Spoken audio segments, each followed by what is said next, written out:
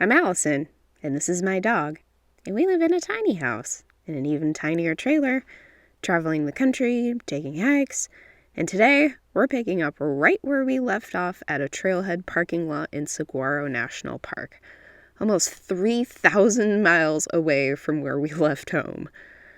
We're about to ring in the new year with a hike through my holy grail of desert vegetation, up King Canyon to Wasson and Amole Peaks.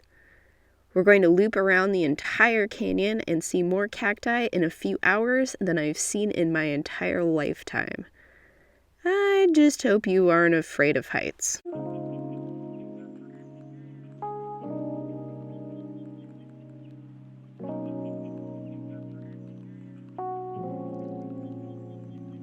We are eating Denny's in the car for breakfast this morning, because sometimes your hotel doesn't serve breakfast. Cheers, Happy New Year. Right off the bat, if you take the wash part of the trail, you'll find some petroglyphs about 0.9 miles from the trailhead. I totally missed them, but now you know. Today we'll be hiking about 10 miles, but King Canyon has several routes through and around to shorten or lengthen your trip. I'm glad I wore my hiking boots because this is also a rocky ride, and a fall here could be obviously quite painful. I also plan to stay away from whatever beast it is exactly that eats cacti. Now, we didn't see any beasts today, really. The park is home to jackrabbits, horned lizards, Gila monsters, kangaroo rats, mud turtles, and, heads up, like half a dozen varieties of skunk. And it's as much birdwatcher's paradise as it is a cactus kingdom. I went looking for the tiny and rare elf owl at dawn and dusk, without much luck. They're usually in Mexico for the winter. But there are dozens of other bird species here, many of them extremely rare, endangered, or not found anywhere else in the world outside the Sonoran Desert.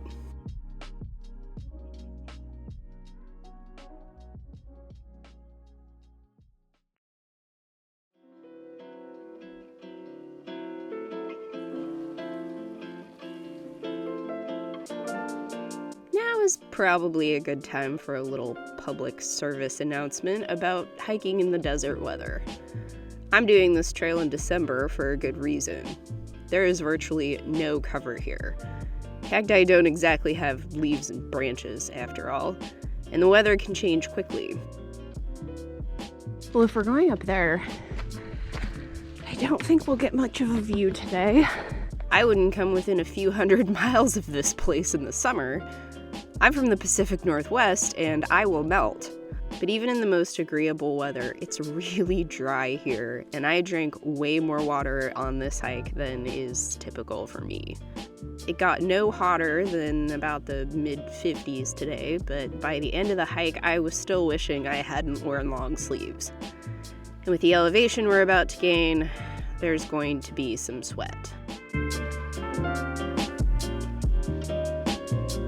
Speaking of that elevation gain, we'll be ascending about 2,000 feet in about 3 miles. It took us a few hours to get to the top with so many stops to look at cacti. If you aren't quite as cactus crazy as me, you'll probably make better time.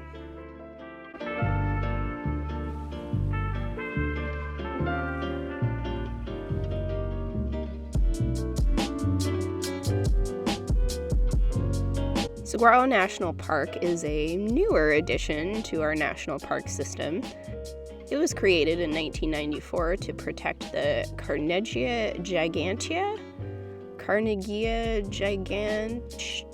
Giganta? Or I should have paid more attention in Latin and Greek class. The saguaro. It was created to protect the saguaro. You may have heard that it takes the park's namesake cactus almost a whole human's lifetime to grow its first arm. But once it matures, it can grow several arms a year. But some never grow any arms. The tallest saguaro on record was 78 feet tall and had no arms at all. And these giants also hold a lot of water. A well-hydrated saguaro can weigh almost 5,000 pounds, or about 2,300 kilograms, and have been known to kill people unfortunate enough to be standing in its path when it falls. Now I know back home how heavy my 3 and 4 foot cacti are that I have in a pot.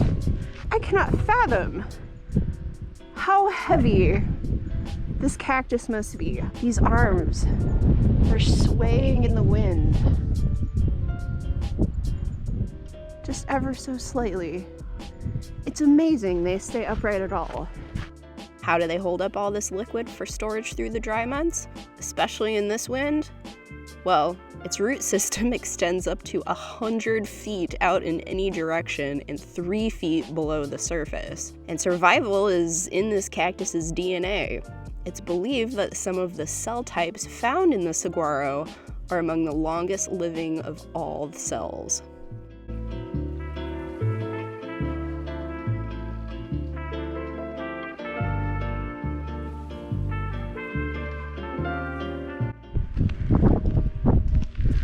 Well, this kind of sucks. Not the destination, I guess, it's the journey.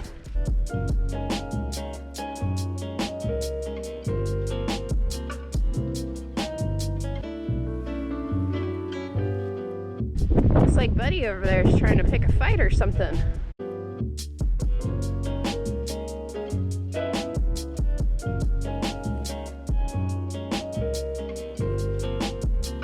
This is definitely the windy side of the mountain.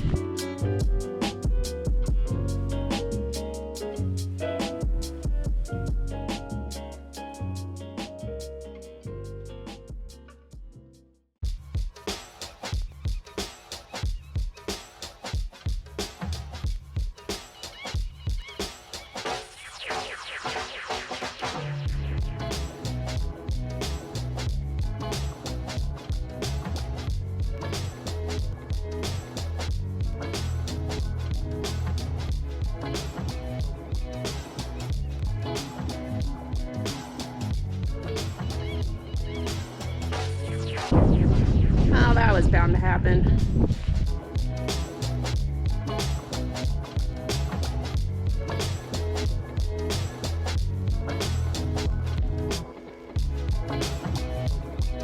It is illegal to uproot, move, transport, take cuttings from, or sell saguaros from the wild without a permit. So if you're a collector like me, you should stay away from the unscrupulous sellers or straight-up poachers by avoiding anyone offering anything over 4 feet without being able to show you a record of its permits. And if you want one of these cacti that badly, I suggest you just move to Tucson, as even private property owners are subject to the 4-foot permit rule.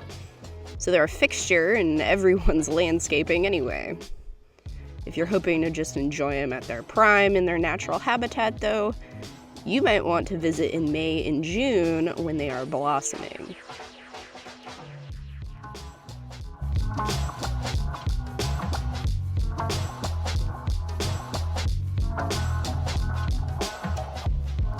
We came from up there.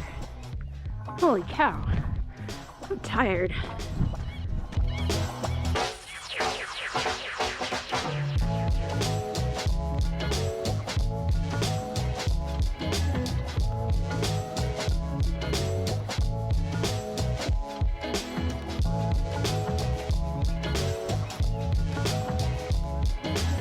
Finally, we wrapped up our day by feeding my hiker munchies something I've been told I just have to try: a Sonoran-style hot dog, which comes wrapped in bacon and topped with pinto beans, tomatoes, green salsa, and cotija cheese. Purchased from a proper doguero. Rainy in the car again. This time we're having a Sonoran dog.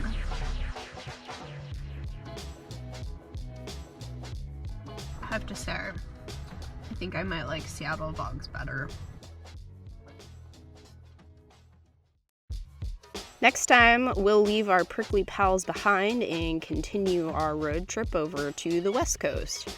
with a big detour in between to Lake Mead and the Valley of Fire, a quick campout in Death Valley, and one glorious, albeit freezing, night in Las Vegas.